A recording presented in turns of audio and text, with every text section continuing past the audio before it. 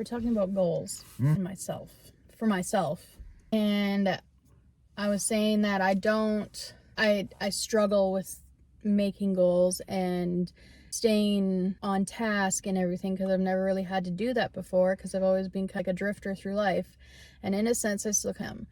And you said what? I said a couple of different things. One of the things I said, it's very important to have a goal. For one thing, a lot of people lose interest in things that they like take a liking to.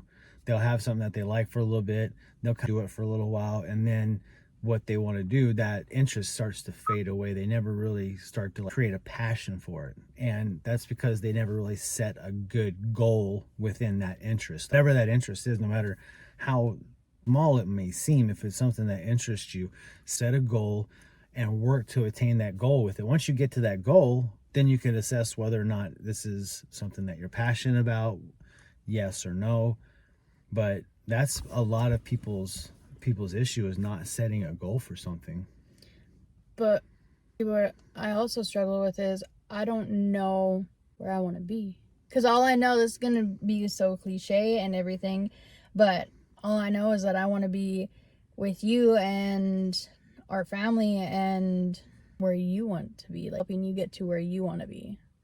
I don't know what I want for myself other than that. And I can understand that, and that's a lot. I think that has a lot to do with you never have set goals. You've never even had anyone around you that was goal oriented, as far as I know, that was very goal oriented and goal driven, that you were around a lot of people that were just drifters. And so that's kind of what you came to know. And so you being the type of person you are, you're very much a person that thrives on helping people. Your purpose is to help people, I believe.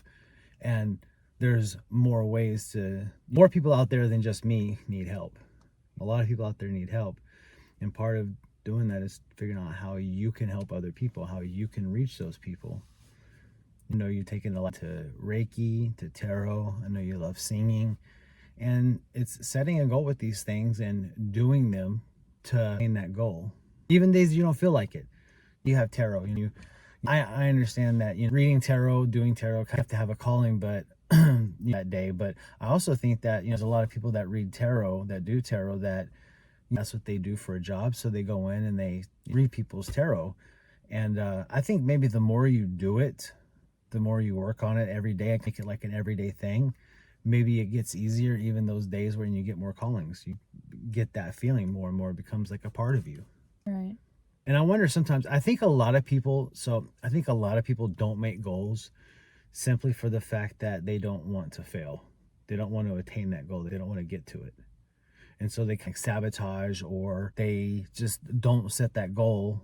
And in their subconscious mind, they come up with reasons why they don't want to do it. Well, I don't really like it. It's not really something I'm super passionate about. It's not really something I really want to do. I think a lot of that has to do with people that are afraid of failing And being judged. Absolutely. But you know what? Here's something I'm still trying to get over, because but people are going to judge you no matter what you do, right? Whatever you do, somebody's going to judge you somewhere. So might as well get judged doing something that you love doing, right? This is true. That is very true. That's something I have to remember too. I got to remind myself of that a lot of the times. So that's a tough one, but I know you enjoy doing these things a lot, and with a purpose, with passion and things like that.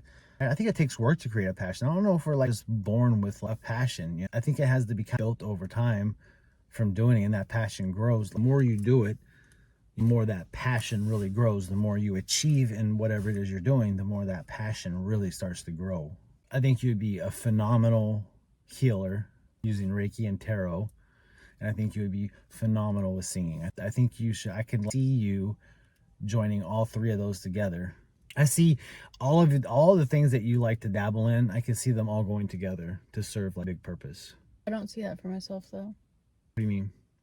Well, you have all these big ideas for me and all these suggestions, and I don't see myself doing that. I honestly don't see myself doing anything other than, I don't even know. Well, then that's when you have to ask yourself why, and do some serious digging.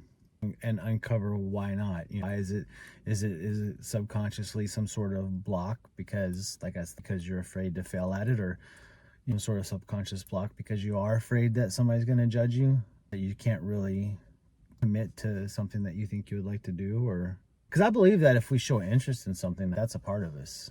I think that it's just subconsciously there's a block that comes up and you don't want to do it because of this subconscious block that comes up. I guess maybe I should know that I need to do that stuff. Start listening to some sort of hypnotic thing at night. Yeah, the affirmations I think are really good at night. Not affirmations. Those are different than hypnotic, revealing things. Like a sleep meditation, subconscious sleep meditation. I think that would be okay. I think that'd be a good thing. See what it digs up. Then again, like, how do I know if it... No, how do I interpret dreams and stuff? That's just like, how do I do this? How do I do that? You search. That was me. It's research, it's learning. I burned fucking Google up during my change. I blew Google up, looking stuff up and learning about things, everything. There's so much to look into and learn. It takes doing it, and it takes creating that momentum and then keeping that momentum, and that means doing it on the days that you don't want to do it. I get you. Everybody, momentum's real, and sometimes you gotta look to keep that momentum. Once you get it going, you get a couple days where you don't really feel like doing something and you end up not doing it, and you fall off your personal development path, and next thing you kind of like back to where you started. And it's work. It is work. Working on yourself is work. A lot of work. It really is, but you're worth it, right? Yeah. And that's where that saying comes from: the work instills the worth. You're 100% right. You're worth it, baby. You're worth it. Let me see you work. You're worth the work. Work it. Any hootie.